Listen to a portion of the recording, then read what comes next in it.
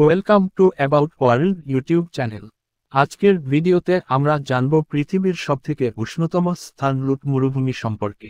পৃথিবীর বুকে এমন কিছু স্থান রয়েছে যা রহস্য, রুক্ষতা ও চরম পরিবেশ নিয়ে দাঁড়িয়ে আছে সময়ের পরীক্ষায়। ইরানের বুকে অবস্থিত লুট মরুভূমি ঠিক তেমনই এক ভয়ঙ্কর সুন্দর স্থান, যেটি শুধু তার ভয়াবহ উত্তাপের কারণে নয়, তার নিস্তব্ধতা, প্রাকৃতিক গঠন এবং বিজ্ঞানসম্মত বৈশিষ্ট্যের কারণেও বিশ্বজুড়ে আলোচনার কেন্দ্রবিন্দুতে রয়েছে। লুট মরুভূমি ইরানের দক্ষিণ পূর্ব অঞ্চলে অবস্থিত এবং এর বিস্তৃতি এতটাই বিশাল যে এটি কেরমান, সিস্তান, বেলুচিস্তান এবং খোরাসান প্রদেশের অনেকটা এলাকা জুড়ে ছড়িয়ে আছে। এর আয়তন প্রায় ৫১,৮০০ বর্গ কিলোমিটার, বাংলাদেশের মোট আয়তনের প্রায় ১/৩। এত বিশাল এলাকা হওয়া সত্ত্বেও এই মরুভূমিতে কোনো শহর, বসতি বা নিয়মিত মানব কার্যকলাপ নেই। এখানকার পরিবেশ এতটাই কঠিন যে বছরের পর বছর বৃষ্টির এক ফোঁটাও পড়ে না। লুট মরুভূমি পৃথিবীর সবচেয়ে গরম স্থান হিসেবে পরিচিত।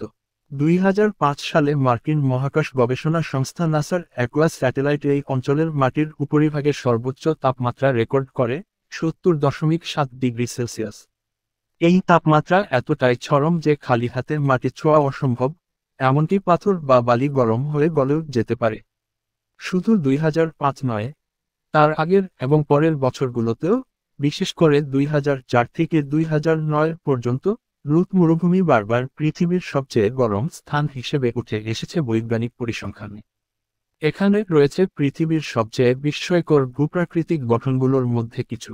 মরুভূমির কেন্দ্রীয় অংশে রয়েছে অসংখ্য কালুট, যা বালুর পাহাড় বা গম্বুজের মতো দেখতে।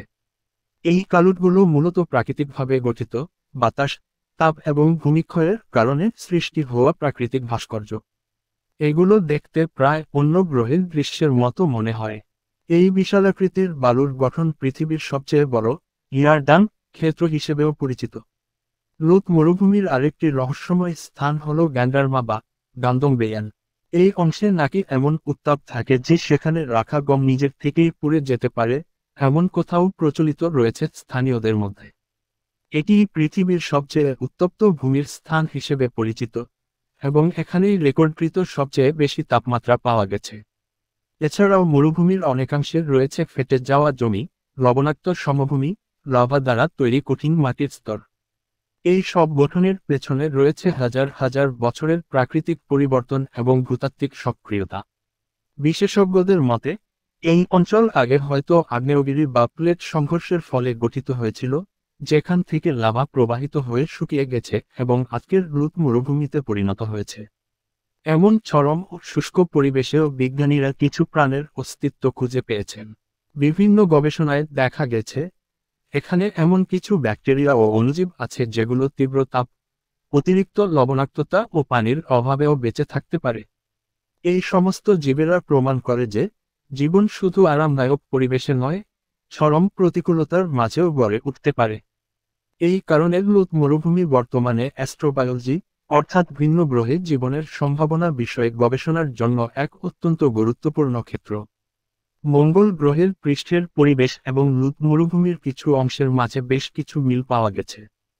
ফলে মঙ্গল মিশনের অনেক মহাকাশযন্ত্র, সেন্সর বা রোভার প্রযুক্তি লুট মরুভূমিতে পরীক্ষা করা হয়। এতে বোঝা যায় এই মরুভূমি কেবল একটি প্রাকৃতিক বিস্ময় নয়, এটি ভবিষ্যতের মহাকাশ গবেষণার জন্য একটি জীবন্ত গবেষণাগার। মানব বসতির দিক থেকে লুট মরুভূমি প্রায় সম্পূর্ণ জনশূন্য, তবে এর আশেপাশের কিছু এলাকায় বেদুইন বা ঘুরে বেড়ানো উপজাতি সম্প্রদায়ের বসবাস রয়েছে। তারা মূলত প্রাণী পালন করে, গরমের সময় দূরে সরে যায় এবং শীতের সময় ঘাসের খোঁজে ফিরে আসে। এরা মরুভূমির প্রান্তে অস্থায়ী তাঁবু টাঙিয়ে জীবনধারণ করে। স্থায়ী বসতি গড়ে ওঠার কোনো সুযোগই এখানে নেই। বর্তমানে এই মরুভূমি বৈজ্ঞানিক, পরিবেশগত এবং পর্যটন গুরুত্বের জন্য আলোচনায় রয়েছে। ২০১৬ সালে ইউনেস্কো লুট মরুভূমিকে বিশ্ব ঐতিহ্যবাহী স্থান হিসেবে স্বীকৃতি দেয়। এটি ছিল ইরানের প্রথম কোনো প্রাকৃতিক স্থান যা এই মর্যাদা লাভ করে। মরুভূমির ভোরবেলার হালকা রোদে কালুটের গায়ে যখন সোনালি আলো পড়ে, তখন এক অভাবনীয় সৌন্দর্য সৃষ্টি হয়। তবে এখানকার তাপমাত্রা এতটাই ভয়াবহ যে কোনো পর্যটককে নির্দিষ্ট সময়ে, প্রস্তুতি ও সরকারি অনুমতি ছাড়া সেখানে প্রবেশ করতে দেওয়া হয় না। সবশেষে বলা যায়, লুট মরুভূমি হলো এক রহস্যময়, নির্জন ও ভয়ঙ্কর সুন্দর প্রান্তর যা প্রকৃতির শক্তি ও বৈচিত্র্যের এক বিরল উদাহরণ।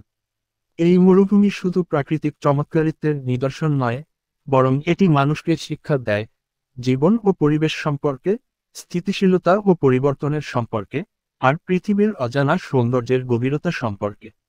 ধন্যবাদ।